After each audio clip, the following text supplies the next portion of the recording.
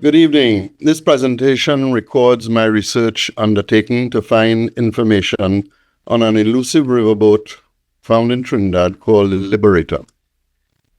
It all started when I was given this photograph by a colleague, Jeffrey McLean, who is an architect, but more importantly, a local historian, who found this image in his mother's photographic album and had no idea why she kept it or what role it played in the development of our country. But he knew of my passion to build models of ships and boats that impacted on our history. In the initial discussions we had, he felt that it may have belonged to a local shipping and transportation company called Grell, who was active between the years of 1896 and 1910. However, despite endless research that both of us took on, we could find no reference to the ship. I was about to give up my search when I made a last-ditch post on Facebook on the page Paddle Wheelers and Steamboats of the World, where a follower, Adrian Van March, identified the vessel as being built by the English company Yarrow and Company in 1892. With this knowledge, I went on to the Internet Archive, where one can now access the engineer. The magazine spans the years 1867 to 1956 and allowed me to zero on to the key years that Yarrow operated the company, which is 1876 to 1900.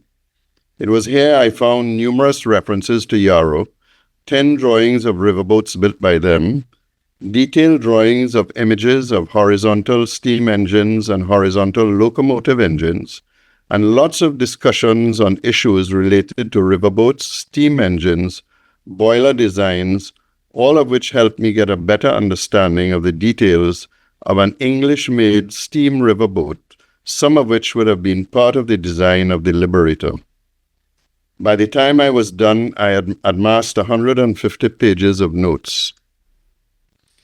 With my interest refreshed, I went on a drive to identify and collect boats that would help me get a better understanding of the transition from sail to steam. Thanks to Kurt Van Dam and his contact Travis Vasconcelos, I hope I got that right, Kurt, at the Howard Steam Museum in Illinois, I was able to get a copy of the book The Engine Room by Alan Bates. Travis claimed that the steam engines built in England were significantly different from those built in the US, and doubted it would be of much help with my identification of Libertador's engine.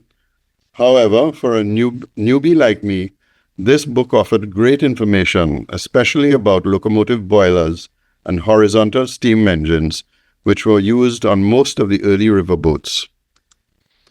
I also found a copy online of the Model Engineer's Handbook by Paul Hasluck, which is very useful in my understanding of the many inner details of steam engines and boilers.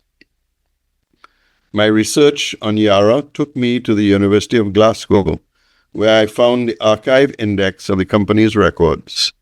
Most of the actual documents are still held in private hands, and unfortunately, he also informed me that a number of the early records had been destroyed in a fire. He has since written to the owners of the documents asking for copies on my behalf, and I am patiently awaiting their response. The records contain private ledgers, minute books, technical drawings, and photographs. However, many of the records reference times after 1900. Perhaps my greatest find from the University of Glasgow was the existence of a book, The First 100 Years of Yarrow, and I was able to purchase a copy on AB Books. A few months after my finding on Facebook page, again back to Paddle Wheels and Steamboats of the World, one of the living relatives of José Bonnet, who lives in France, Jean-Pierre Wiquin, reached out to me and gave me copies of all the family documents that he had in his possession. It was from this connection I was able to find out more about the family. Jean-Pierre also gave me contacts of one of the authors of the family history, Roberto Bonnet's great-grandson, who may have additional documents. Again, I have reached out to him, but I haven't heard from him as yet.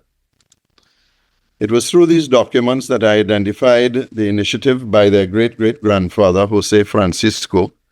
José ran an import and export business in Bogotá, Colombia.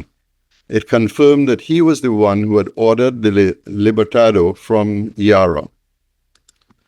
Now that I knew what I was looking for, I was able to find a number of original bank and government documents on the internet from both Colombia and Venezuela, which related to Bonnet's company.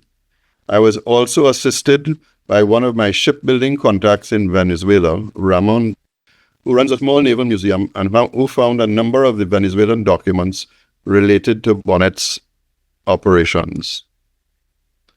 Jose Franco arrived in Colombia in 1865 and started a trading company with his brother, Jose Luis. They became very wealthy but later separated their business. Trade in Bogota was facilitated by goods sent to or from the Atlantic coast, either by carriage or on horseback, a journey which usually took 60 to 80 days. It also received goods from riverboats which went up the lower part of the Magdalena River, only reaching as far as the town of Honda, and then from there goods were placed again on horseback for the final leg to get to Bogota. The image here is the actual photograph of his business place in Bogota in 1890. In 1875, Jose decided to form his own company, the El Libertador Steam Navigation Company, and started working out the logistics of operating a riverboat service on the Meta and Orinoco rivers. This required negotiation with 3 different countries. In 1890, he concluded negotiations with the Colombian government, obtaining a 10-year concession to run steamboats service on the Meta River. His concession granted him a subsidy of 3,200 pesos per trip, based on a fixed negotiated cargo and passenger fare. He was also awarded a land grant of 6,000 hectares per round trip, up to a maximum of 40,000 hectares. This land was to be used to develop commercial activity along the route. During the same period, he successfully negotiated an agreement with the Venezuelan government to allow duty-free passage of his steamboats using the Orinoco River. Finally, he got permission for duty-free passage through the ports of Trinidad. The river boat journey to Trinidad cut travel time down from the 80 days down to 15 days, resulting in a reduction in transport costs by 2/3. His steamship business was active on the route between the years of 1893 and 1899. For you to get a perspective of the route, here's a picture showing the Meta and Orinoco rivers. It allowed for year-long river access all the way to Trinidad for vessels drawing less than 6 feet. Unlike the Magdalena River, there are few obstacles and no dangerous rapids, so it could be easily accessed using shallow draft vessels. The red and blue lines show the Meta River. The yellow and white are the Orinoco River, and the white is the onward route all the way to Port of Spain, Trinidad. There are 3 ways riverboats or ships could access the Orinoco. They could go through the main delta all the way up to Ciudad Bolivar in Venezuela.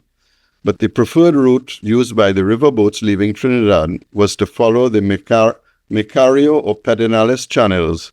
These channels had a maximum depth of 6 feet throughout the year. The main delta of the Orinoco allowed access to a vast number of vessels. Depending on the season, its mouth varied in size from 5 to 15 miles, but its depth was never less than 15 feet. Ciudad Bolivar was the first major port of call or customs house in Venezuela and was located some 184 miles from its mouth. On the first trip, Libertador took 7 days to cover the distance. To give you an idea of the commercial traffic between the years of 1849 and 1920 in Ciudad Bolivar, there are over 219 steam vessels that had registered at this port. Once the ships arrived in Trinidad for Colombia, it took another 15 days to steam to Europe or the east coast of the United States. The general history of Bonnet's operations is interesting, but if I was to build an accurate model of a steamboat, I needed much more details on the vessel. This led me to take a closer look at the builder of the vessel, Yarrow and Company Limited. Yarrow was established in 1865 by Alfred Fernandez Yarrow and Edward Healy at Folliewall in Poplar, East London. The company focused on building small, fast steam launches, river vessels. However, it quickly gained expertise in developing high-speed craft, which were known as torpedo boats. Yarrow developed vessels that served numerous private trading companies and many foreign governments. Vessels were constructed for use on the rivers of Africa, Asia, and the Americas. These boats supported exploration, trade, and colonial governance, often carrying goods, passengers, and troops. In 1875, Yarrow dissolved its partnership with Healy to become Yarrow and Company. Under his sole leadership, he pioneered innovations like the Yarrow boiler, which is a water tube V-shaped design which was first used in its torpedo boats in 1887 and was later adopted for use in major projects such as the RMS Queen Mary. Yarrow built the Royal Navy's first destroyer, the Havelock class, and became famous for vessels known as fast ships, which achieved speeds of over 40 knots. In 1892, when the Liberator was built, it had expanded its construction yard in London to the east side of Isle of Dogs. And in 1907, its business had expanded to such an extent that it relocated the entire operation to Scottstown in Glasgow. The company was liquidated in 1921, but was resurrected many times, and today still operates as part of BAE Systems. There is much speculation if Yarrow built the steam engines used in its vessels. From my research in The Engineer, I only came across a few references about steam engines used on Yarrow's boats. In 1870, there was a reference to a patent for a steam engine. In April that year, Mrs. Thornycroft and Yarrow had been given what is virtually a new successive type of marine engine, but again, no details or drawings were shown of that engine. In June, another reference is made to the HMS Antelope with comments, "The largest engine Mrs. Yarrow have constructed so far." Again, no drawings and no pictures. Yet throughout all these years, there's significant coverage in the magazine about boilers made by Yarrow and others, but very little reference to its steam engines, leading one to believe that they mostly use third-party steam engines on the majority of their boats. With all that background, here's what we know about the vessel itself. She was ordered in 1892. She was constructed in parts, then fully assembled, had her sea trials in the UK, after which she was disassembled and shipped in parts to Trinidad, where finally she was reassembled again for the last time. Her initial cost was £4,300, but once she was handed over in Trinidad, the final cost reached £5,638. She was made of galvanized steel with 16 watertight compartments, built to carry 125 tons, being pushed by two 42-horsepower steam engines. Overall, she was 124 feet in length, including the paddle wheel. The actual length of her hull was 105 feet. She was 24 feet wide, with a depth in her hull of 5 feet. Her average speed was 9 to 12 knots, and her draft when empty was 12 inches, and when fully loaded was 36 inches. In further research from the family documents, we found that the height from the main deck to the passenger deck was 8 foot 6 inches. The two horizontal steam engines developed 84 horsepower with an average steam pressure in her boilers of 125 feet. On board, she was staffed by a captain, 2 pilots, an engineer, and 15 crew. We were able to find some private ledger accounts from the Bonnet family, which gave an insight into his operations. However, I'm still hoping to find the original documents that relate to the ordering of the Libertador, in the hope that it will provide more detailed information on the boilers, its engines, and the number of rudders she had. To understand how she was physically built, I gathered a number of photographs taken from around the time. These images came from Yarrow's historic record and show portions of a riverboat hull being constructed in parts. They use letters or numbers painted on successive sections for easy assembly overseas. Many of these sections were completely waterproof and were later simply bolted together. The image on the top right is a fully assembled vessel ready for sea trials in the UK before being broken down and shipped in parts. Here we see some AI images of a steamboat being loaded onto a larger ship for delivery across the ocean. If the boat was small enough, there were times when the entire vessel was strapped to the deck of a larger ship. As a rule, however, if the vessel was over 80 foot, it was broken down and shipped in parts. In the case of Libertador, Yarrow sent an engineer, Mr. Charles Hardley, to assemble the vessel in Trinidad, and he was later commissioned to stay with the boat for another year. Bates, in his book on riverboats and their engine, points out that it is important to understand when looking at images or drawings of similar vessels that even if Yarrow was building a sister ship, there could be differences between the two vessels. These changes were a result of new ideas, improvements in design, and in the company's ever-improving building methods. Here are a few of the riverboats that Yarrow made. The details shown in the next few slides come from the magazine The Engineer and relate to only Yarrow-built riverboats. The first boat shown here was built for the Russian government, and it follows the lines and installation that are identical to Libertador. The boiler is placed in exactly the same orientation, and its various details are easily recognizable.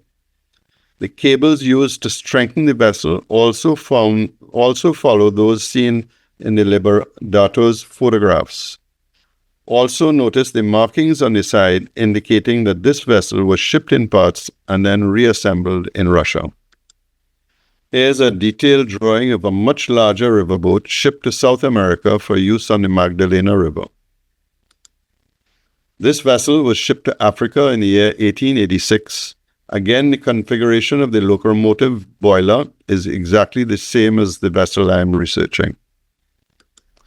A large riverboat, again built for the Magdalena River in 1883.